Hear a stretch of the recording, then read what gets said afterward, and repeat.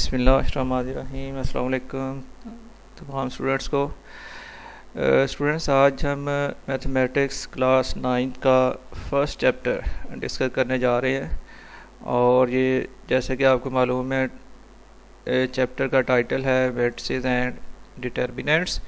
और इस में आज फर्स्ट लेक्चर में हम जो पढ़ेंगे वो है इंट्रोडक्शन टू मैट्रिसेस, और फिर एक्सरसाइज सॉल्व करेंगे 1.1। चले सबसे पहले हम इसको स्टार्ट करते हैं। और स्टार्ट में बिल्कुल इंट्रोडक्शन टू मैट्रिसेस है।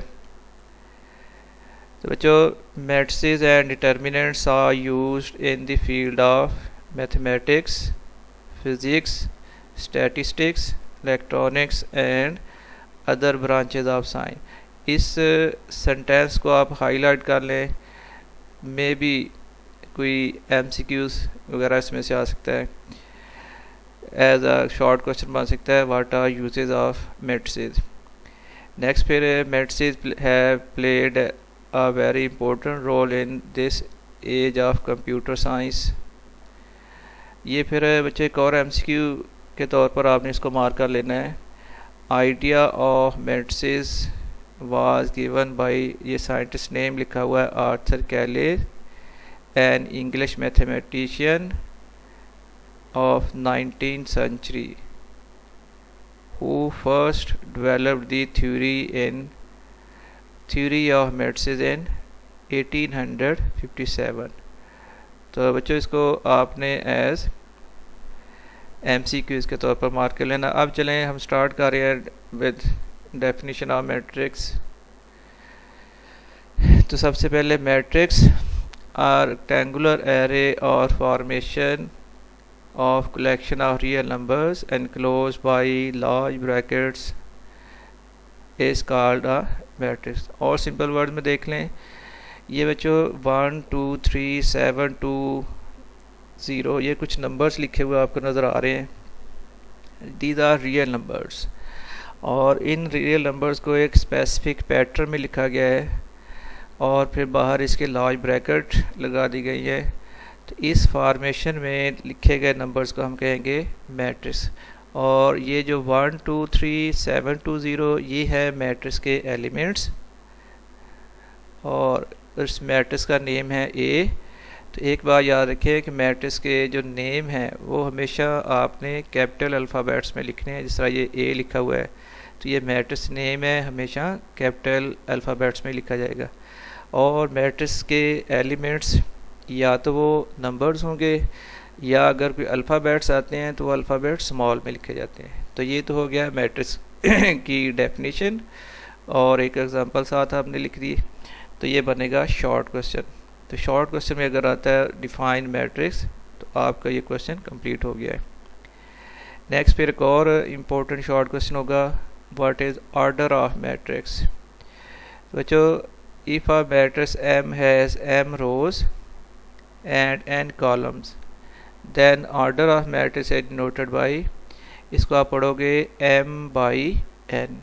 और सिंपल वर्ड्स में बता रहा हूँ, अगर एक मैट्रिक्स के नंबर ऑफ रोज़ M है और नंबर ऑफ कॉलम्स N है, तो फिर उसका ऑर्डर हो जाएगा M/N। अब रोज़ और कॉलम्स का कॉन्सेप्ट समझ लें। दोबारा एक दफ़ा देखिए मैट्रिक्स A, इसमें ये जो हॉरिजॉन्टल फॉर्मेशन में लिखा हुआ है 1 2 3, ये इसको मैं अगर हाईलाइट करके आपको बता रहा हूँ, 1 2 3 जो हॉरिजॉन्टल फॉर्मेशन में लिखा हुआ है इनको कहते हैं रो। और ऊपर से नीचे की तरफ ये 1 7 2 2 3 0 इसको कहते हैं वर्टिकल फॉर्मेशन। तो वर्टिकल फॉर्मेशन में जो लिखा हुआ है इनको कहते हैं कॉलम। तो इस मैट्रिक्स पे number of rose 1 2, number of रोज 2 है, और ऊपर से नीचे की तरफ नंबर ऑफ कॉलम्स काउंट करें 1 2 3, तो नंबर ऑफ कॉलम्स 3। तो इस तरह हमने डिफाइन किया था कि अगर एक मैट्रिक्स M है उसमें नंबर ऑफ रोज M हों और नंबर ऑफ कॉलम्स N है, तो फिर इसका ऑर्डर हो जाएगा M/N। पहले नंबर ऑफ रोज, फिर डैश, फिर बाई, फिर डैश, फिर एन, लेकिन आप इसको पढ़ोगे एम बाई एन। ये देखिए एक मैट्रिक्स एम हमने लिखा हुआ है जिसमें फर्स्ट रो के एलिमेंट्स हैं 1 2 3 और आपको लाइक करके दिखा रहे हैं। इसमें फर्स्ट रो के अंदर एलिमेंट्स कौन से हैं 1 2 3, ये फर्स्ट रो होगी। सेकेंड रो के अंदर एलिमेंट्स हैं 1 0 2, तो इसमें काउंट कर लें कि नंबर ऑफ रोज़ कितनी है फर्स्ट रो, ये सेकेंड रो, नंबर ऑफ रोज़ 2 होगी और नंबर ऑफ कॉलम्स काउंट करें 1 2 3, तो नंबर ऑफ कॉलम 3 और इसका ऑर्डर हो जाएगा 2 बाई 3। तो पहले नंबर ऑफ रोज़, फिर बाई, फिर नंबर ऑफ कॉलम्स। तो इसका मतलब ये हुआ कि matrix M has order 2 by 3। इसके बाद हम डिफाइन करने जा रहे हैं व्हाट आर इक्वल मैट्रिसेस। तो two matrices A and B are said to be equal if and only if. बच्चों इक्वल मैट्रिसेस के लिए ये दो कंडीशन होती हैं। Number 1, order of A is equal to order of B, ये अभी हमने जो पढ़ा है order. Second, their corresponding elements are equal. तो बच्चों दो मैट्रिक्स A और B के इक्वल होने के लिए दो रिक्वायरमेंट्स क्या हैं, दोबारा देख लें। Order of matrix A is equal to order of matrix B and their corresponding elements are equal. अभी मैं एक्सप्लेन करता हूँ कॉरस्पॉन्डिंग एलिमेंट्स। तो ये देखिए एग्जांपल में एक मैट्रिक्स A है जिसमें एलिमेंट्स हैं 1 2 -4 2। सेकेंड मैट्रिक्स है 1 और फिर लिखा हुआ है 2 + 1 -4 एंड 4 -2। गौर करें, सबसे पहली रिक्वायरमेंट ये थी कि क्या इन दोनों का ऑर्डर सेम है। मैट्रिक्स A का देखिए number of rose 2, number of columns 2, तो इसका ऑर्डर बन जाएगा 2 बाई 2। और मैट्रिक्स B इसमें number of rose 1 2, number of columns 1 2, तो इसमें ऑर्डर बन जाएगा 2 बाई 2। तो इट मीन्स कि order of matrix A is equal to order of matrix B। First condition complete हुई। दूसरी बात जो की गई थी कि their corresponding elements are equal. Corresponding elements का मतलब समझ लें, ये देखिए फर्स्ट रो का फर्स्ट एलिमेंट और मैट्रिक्स B में भी फर्स्ट रो का फर्स्ट एलिमेंट, ये कॉरस्पॉन्डिंग एलिमेंट्स हैं। तो फर्स्ट एलिमेंट कॉरस्पॉन्डिंग है फर्स्ट एलिमेंट के, तो 1 1 इक्वल हैं। फिर फर्स्ट रो का सेकंड एलिमेंट और इसके फर्स्ट रो का सेकंड एलिमेंट, ये 2 + 1 भी बच्चों 3 होता है, कंफ्यूज नहीं होना। 2 + 1 आल्सो इक्वल्स टू 3, तो ये 3 और इसका कॉरस्पॉन्डिंग एलिमेंट यहाँ भी 3। फिर सेकंड रो का first element -4, this is also -4, ये भी इक्वल। तो सेकंड एलिमेंट 2 और 4 -2 भी 2 ही आएगा। इसका मतलब कि इन दो मैट्रिसेस में ऑर्डर सेम है और उनके कॉरस्पॉन्डिंग एलिमेंट्स भी सेम हैं। तो इसका मतलब ये हुआ कि matrix A is equal to matrix B, they are equal matrices. चलें बच्चों, अब एक्सरसाइज 1.1 स्टार्ट करते हैं मज़ीद आपकी प्रैक्टिस के लिए। क्वेश्चन नंबर 1 देखिए, find the order of the following matrices. बहुत इजी क्वेश्चन। फर्स्ट देखिए मैट्रिक्स A कुछ लिखा हुआ है 2 3 -4 -5 6। तो बच्चा आप काउंट करें इसकी नंबर ऑफ रोज़ कितनी बनती हैं 1 2, नंबर ऑफ रोज़ 2, और कॉलम्स काउंट करें 1 2, कॉलम भी 2 हैं। तो इस ऑर्डर ऑफ मैट्रिक्स A हो जाएगा 2 by 2। Similarly B matrix B देखिए, ये लिखा हुआ है 2 0 3 5, तो इसका ऑर्डर हो जाएगा 2 बाई 2। नेक्स्ट फिर मैट्रिक्स C देख लें, लिखा हुआ है 2 4। तो बच्चों इसकी काउंट करें नंबर ऑफ रोज़ पहले काउंट करनी है। ज़ाहिर है ये एक ही रो है, number of rows 1, number of columns 1 2, तो number of rows 1, number of columns 2, तो इसका ऑर्डर हो जाएगा 1 बाई 2। और इसके बाद डी देखिए, ये मैट्रिक्स है 406। इसमें नंबर ऑफ रोज काउंट करें 1 2 3, नंबर ऑफ रोज 3 और नंबर ऑफ कॉलम्स ओनली 1। तो फिर इसका ऑर्डर हो जाएगा 3/1। इसके बाद देखिए मैट्रिक्स सी, ये कर चुके हैं। ई, नंबर ऑफ रोज 1 2 3 और नंबर ऑफ कॉलम्स 1 2। तो फिर ऑर्डर ऑफ ई हो जाएगा 3/2। इजी, बिल्कुल समझ आ रही बच्चों। और फिर मैट्रिक्स एफ 2 लिखा हुआ एलिमेंट, इसमें ज़ाहिर है नंबर ऑफ रोज 1 और नंबर ऑफ कॉलम्स 1। तो ऑर्डर ऑफ एफ हो जाएगा 1/1।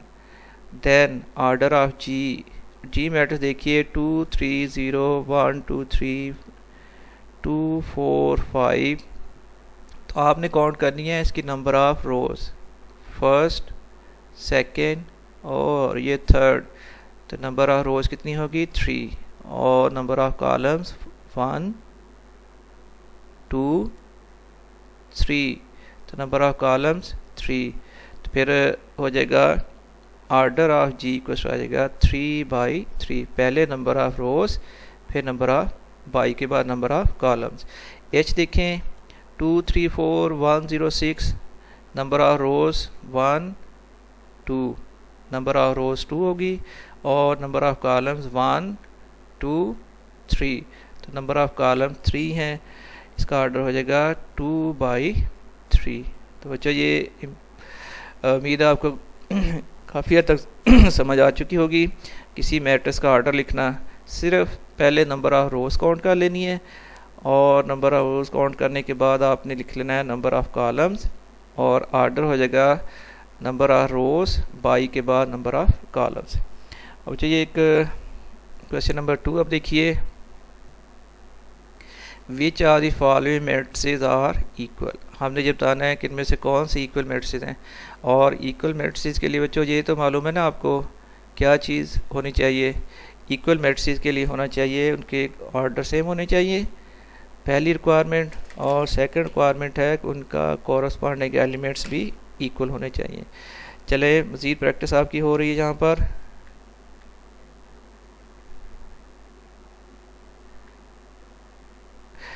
ये मैट्रिक्स लिखे हुए हैं A B C D E F I J. Okay बच्चों ये देखिए, सबसे पहले मैट्रिक्स ए जो है इसका ऑर्डर है 1/1 और इसका एलिमेंट्स एक ही है 3। तो देखते हैं कोई ऐसा मैट्रिक्स और मौजूद है। ये देखें 5 - 2 भी 3 के इक्वल ही होता है। इसका मतलब मैट्रिक्स ए इक्वल हो जाएगा मैट्रिक्स सी के। और फिर इसके बाद बी जो है इसका ऑर्डर है 1/2, number of rose 1 number of columns 2, order हो गया 1/2। और फिर दूसरी बात इसके एलिमेंट्स हैं 3 5। तो ऐसा दूसरा जो मैट्रिक्स है वो है ये आई का ऑर्डर भी 1/2 है और इसके एलिमेंट्स 3। इसका फर्स्ट एलिमेंट भी 3 है, सेकंड एलिमेंट 5 और 3 + 2 भी 5 होगा। तो their corresponding elements are equal, their order are equal. तो बी इक्वल हो गया आई। और इसके बाद मैट्रिक्स डी 5 3। तो ऐसा 5 3 और कोई भी मैट्रिक्स मौजूद नहीं है, तो डी किसी के इक्वल नहीं है। ई देखिए 4 0 6 2। देखिए कोई ऐसा मैट्रिक्स जिसका ऑर्डर 2/2 है और इसके एलिमेंट्स 4 0 6 2 है। ये ज़रा जे देखिए 2 + 2 4 ही होगा, इसका एलिमेंट भी 4 है। 2 - 2 0 और ई का सेकंड एलिमेंट भी 0 है। तो 0 = 0 4 = 4 और ई के सेकंड रो का फर्स्ट एलिमेंट 6, जे के सेकंड रो का फर्स्ट एलिमेंट भी 6 के इक्वल है। तो ये भी इक्वल हो गए। 2 + 0 2 और ये भी 2। इसका मतलब कि मैट्रिक्स ई और मैट्रिक्स जे ये ऐसे मैट्रिसेस हैं जिनका ऑर्डर सेम है और इनके कॉरस्पॉन्डिंग एलिमेंट्स भी इक्वल है। तो हम ये कह सकते हैं कि मैट्रिक्स ई = मैट्रिक्स जे। एक बच्चों और इम्पोर्टेंट शॉर्ट क्वेश्चन है, बोर्ड के पेपर में आ चुका है ये Question number 3. Find the values of A, B, C and D which satisfy the matrix equation. चले ये दो मिनट से देखिए इक्वल लिखा हुआ दरमियान में, हमने सॉल्व करना है और A, B, C, D की वैल्यूज़ फाइंड करनी। तो बच्चों स्टार्ट करें। अगर तो हमने इनको इक्वल लिख दिया जैसे कि पहले गिवन था। अब हम पहले पढ़ चुके हैं कि दो मैट्रिसेस अगर इक्वल हैं तो बच्चों फिर उनकी कॉरस्पॉन्डिंग एलिमेंट्स भी इक्वल होने चाहिए। तो ये गौर से देखें, इसका फर्स्ट एलिमेंट क्या है, A प्लस सी, और इसका फर्स्ट एलिमेंट क्या है, 0। तो first element should be equal to first element. It means के A plus C equal to 0 आएगा। और फिर सेकंड एलिमेंट देखें, A प्लस 2 भी शुड बी इक्वल टू -7 और C minus 1 should be equal to 3। तो हम C माइनस 1 इक्वल टू 3 से स्टार्ट कर रहे हैं। आपके जहन में क्वेश्चन आएगा कि सबसे पहले हमने A plus C equal to 0 से स्टार्ट क्यों नहीं किया। तो बच्चों उसकी वजह ये है कि उसमें दो अननोन हैं, A और C दोनों की वैल्यूज़ भी फाइंड करनी है। तो दो अननोन की वैल्यू एक ही क्वेश्चन से हम फाइंड नहीं कर सकते। जबकि C माइनस 1 इक्वल टू अगर 3 लिखें, इस इक्वेशन में सिर्फ एक ही अननोन C आएगा जिसकी वैल्यू हम इजीली फाइंड कर सकते हैं। तो इसलिए हमने C माइनस 1 इक्वल टू 3 से स्टार्ट किया है। तो C माइनस 1 फिर equal to second element should be equal second element. तो C माइनस 1 इक्वल टू 3। ये -1 है, अगर हम इसको राइट साइड में शिफ्ट कर लें तो ये बन जाएगा 3 प्लस 1 और 3 प्लस 1 इक्वल होता है 4 के। इस मीन्स के C की वैल्यू आ गई 4। और फिर ये देखिए 4D माइनस 6 सेकेंड रो का second element should be equal to second element of second row. तो 4D minus 6 equal to 2D, ये लिख दिया। सबसे पहले ये करें कि जिन की वैल्यू निकालनी है D की, ये 2D को हम लेफ़्ट साइड में ले आते हैं। 4D माइनस 2D और ये -6 राइट साइड में शिफ्ट हो गया, -6 है। और बच्चों इधर आकर ये हो गया +6। अब 4D माइनस 2D कितना हुआ, 2D इक्वल टू 6। D की वैल्यू निकालने के लिए इक्वल आ जाएगा 6/2, तो D इक्वल टू 3। तो अब तक हम दो अननोन की वैल्यू फाइंड कर चुके हैं, C और D की। अब A और B की वैल्यू निकालने के लिए अब हम लिख सकते हैं A plus C is equal to 0। A plus C equal 0। हम चूँकि C की वैल्यू पहले फाइंड कर चुके हैं, C की वैल्यू 4 की इक्वल है, तो इसलिए हम यहाँ C की जगह पर 4 पुट कर देंगे। A प्लस 4 इक्वल टू 0 और ये +4 है, राइट साइड में ले जाएं तो यहाँ पर हो गया -4। C की वैल्यू, A की वैल्यू भी फाइंड हो चुकी। एक अब रह गया है अननोन B, उसके लिए हम कह रहे हैं ये A plus 2B is equal to -7। तो सेकंड रो, फर्स्ट रो का सेकंड एलिमेंट और यहाँ भी फर्स्ट रो का सेकंड एलिमेंट ये इक्वल होने चाहिए इक्वल मैट्रिसेस में। तो A plus 2B equal to -7। अब इसमें A की वैल्यू पहले फाइंड कर चुके हैं, A की वैल्यू यहाँ पुट कर लोगे। पुटिंग वैल्यूज ऑफ A की वैल्यू क्या थी, -4, यहाँ -4 पुट किया। तो -4 प्लस 2B इक्वल टू -7। आप -4 को राइट साइड की तरफ ले जाएं तो यहाँ हो जाएगा -7 प्लस 4। तो बच्चों ये बन गया 2B इक्वल टू -3 और B फिर इक्वल टू आ जाएगा -2/3। तो ये कंप्लीट हो गया। और बच्चों आपकी एक्सरसाइज 1.1 कंप्लीट हो गई है। उम्मीद है आपको ज़रूर समझ आई होगी। अपनी राय का इजहार ज़रूर कीजिएगा। ओके, अल्लाह हाफिज़।